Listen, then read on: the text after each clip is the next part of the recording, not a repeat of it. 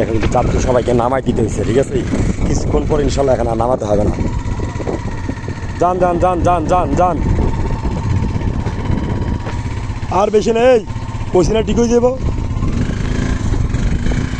যা আস্তে আস্তে যা।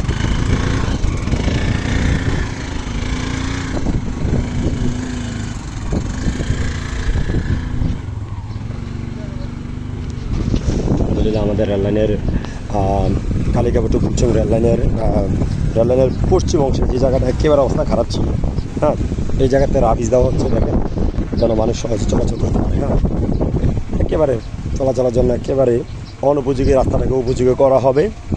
দেখেন, শুধু প্রশাসন কিংবা সরকার দিকে তাকা থাকলে হবে না, এরকম উদ্যোগ নিয়ে সবাই কাজ করতে হবে।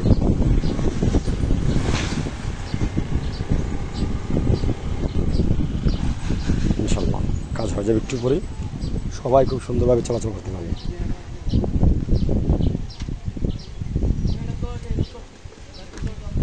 আব্দুল্লাহ আল বাকি ভাইকে অসংখ্য ধন্যবাদ, যে কাজটা নিয়েছে, খুব ভালো একটা কাজ করতেছে আমাদের এলাকার মানুষের জন্য। যে তিনটা জায়গা খুব খারাপ, এই তিনটা জায়গার মধ্যে একটা জায়গা হয়েছে, এই জায়গাটা হবে, আরেকটা জায়গা সামনে আছে, ইনশাল্লাহ হয়ে যাবে।